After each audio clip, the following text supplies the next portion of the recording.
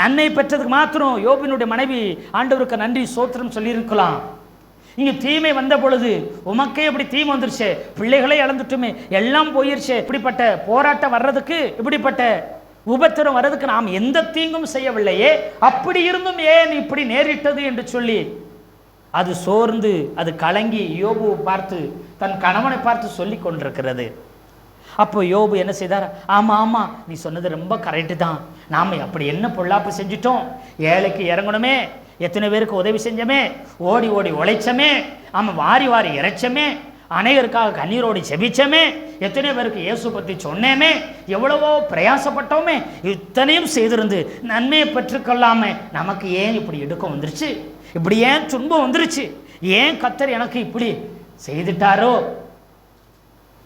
என்கிட்ட குற்றம் ஒன்றும் இல்லையே, என்கிட்ட என்ன குறை இருக்குது, இப்படி என்ன தண்டிக்கும்படிக்குன்னு சொல்லி நிறைய நேரம் யோபு சொல்லாமல் சொன்னார். நன்மை பெற்ற நாம் என்ன செய்யலாம், தீமை பெற வேண்டாமோ அப்படி சொன்னார். ஏன்னா நீங்கள் முழு இருதயத்தோடு அன்பு கூறுகிறீர்களா, இல்லை முழு ஆத்மாவோடு அன்பு கூறுகிறீர்களா இல்லையா என்று அறிந்து கொள்ள. எத்தனை பேர் ஆமேன்னு சொல்றீங்க? அல்லேலூயா, அல்லேலூயா. இப்படிப்பட்ட நேரத்தில் நாம் சுதாரித்து கொள்ள வேண்டும். பிசாசானவன் சுலகினால் புடைக்கும்படிக்கு பேதுருவையும் என்ன செய்தார்? வேண்டி கொண்டான் என்று சொல்லி ஆண்டவராகிய இயேசு கிறிஸ்து சொன்னார். சுலகனால் புடைக்க போகிறான். எப்படி சுலகனால் புரட்டி புரட்டி புரட்டி புரட்டி எடுத்து மேலங்கீழும் போட்டு அடித்து என்ன செய்கிறாங்க?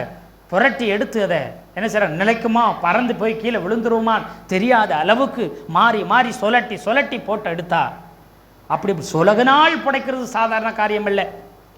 சுலகனால் புடைக்கிறது சும்மா இல்லை. அப்படி தூக்கி மேலே போடுவாங்க, கீழே வந்து விழுகும், மறுபடியும் ரெண்டு பக்கமாக அசைப்பாங்க, இடது வலது அசைச்சு மறுபடியும் தூக்கி மேலே போடுவாங்க, மறுபடியும் உள்ளே விழுவும், மறுபடியும் என்ன செய்வோம், முன்ன அசைச்சு முன்னாடி பின்னாடி தள்ளி சைடு ஈடு தள்ளி மறுபடியும் தூக்கி போட்டு, முன்னாடியும் பார்த்தேன் காணும், பின்னாடியும் பார்த்தேன் காணும், இடது பக்கம் பார்க்குறேன் காணும், வலது பக்கம் பார்க்குறேன் காணும், மேலேயும் காணும், கீழேயே காணுன்ற மாதிரி யோபு பக்தை சொல்கிற மாதிரி இந்த கோதுமையை சுலகுல புடைக்கிறது சாதாரண காரியம் அல்ல. அல்லேலூயா. அது மேலேருந்து கீழே போகும், கீழேருந்து மேலே போகும், முன்னிருந்து பின்ன வரும், சுற்றி சுற்றி அசையுது, எந்த பக்கமும் நிலையாக இருக்க முடியலை. அல்லேலூயா. ஒருவேளை இங்கேருந்து கீழே விழுந்துருவோமோ அப்படின்ற மாதிரி அது எத்தனை அந்த கோதுமை என்னெல்லாம் நினைக்கும் யோசிச்சு பாருங்க. ஒருவேளை நம்ம பதறாயிட்டோமோ, ஒருவேளை சரியில்லாத கோதுமையாக ஆயிட்டோமோ, ஒருவேளை நமக்கு இடம் இல்லையோ அப்படின்னெல்லாம் அந்த கோதுமை பதறி இருக்கும். அல்லேலூயா.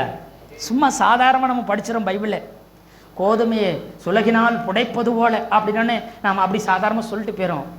அந்த சுலகுனா என்ன, அந்த கோதுமை என்ன பாடுபடும், அது எந்த பக்கம் போய் எப்படியெல்லாம் சுழண்டு அடிக்குது. அல்லேலூயா. இது போல தான் யோனாவை நம்ம படிக்கும்போதும் பைபிளில் படிக்கும்போதும் யோனாவை மீன் விளங்கினது. 3 நாள் யோனா என்ன செஞ்சான்?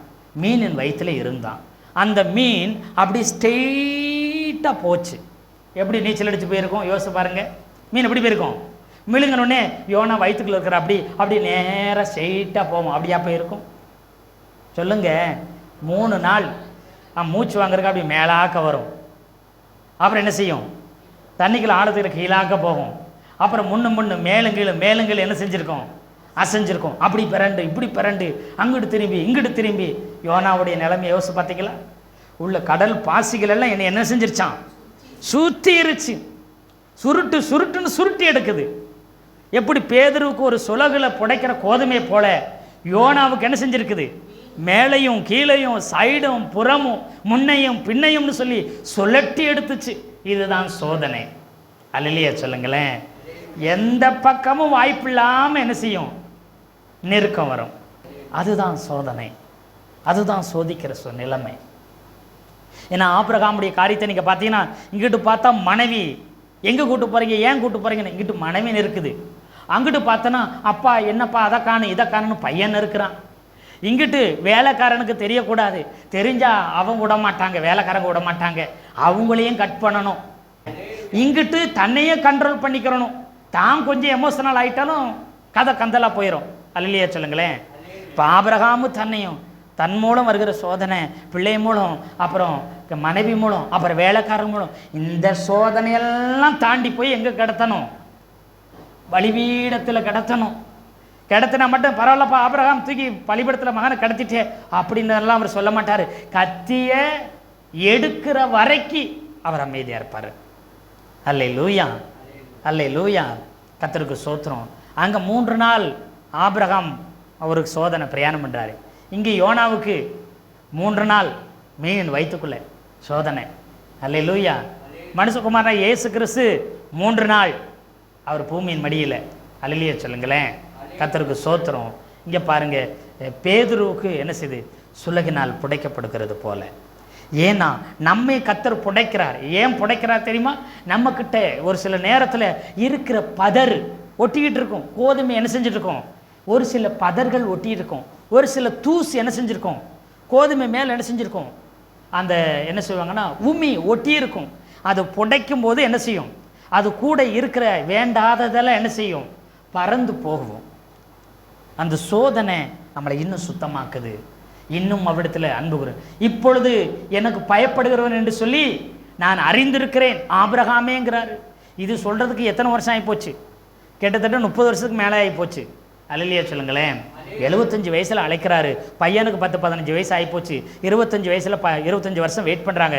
25 ஒரு 15 கிட்டத்தட்ட 30-40 வருஷம் கழித்து சொல்கிறாரு, ஆபிரகாமே இப்பொழுது நீ தேவனுக்கு பயப்படுகிறவன்னு சொல்லி அறிந்திருக்கிறேன். அல்லேலூயா சொல்லுங்களேன். கர்த்தருக்கு ஸ்தோத்திரம். ஆனாலும் கர்த்தர் இரக்கம் செய்தார். அங்கு மீனுக்கு கட்டளையிட்ட தெய்வம், இங்கு என்ன செய்தார்? ஒரு ஆட்டு கடாவை கட்டளையிட்ட தெய்வம். இங்கே இயேசுநாதரே என்ன செய்கிறாரு? ஜெபம் பண்ணி என்ன செய்கிறார்? அதிலிருந்து பாதுகாக்கும்படி அவர் என்ன செய்கிறார்? இரக்கம் பாராட்டுகிறார். அல்லேலூயா சொல்லுங்களேன். எல்லாத்துலேயும் ஒரு வாய்ப்பும் ஒரு வாசலும் ஒரு இரக்கத்தையும் கர்த்தர் கட்டளையிட்டிருந்தார். கர்த்தருடைய நல்ல நாமம் மகிமைப்படட்டும். அல்லேலூயா. ஆமென். கர்த்தருக்கு ஸ்தோத்திரம்.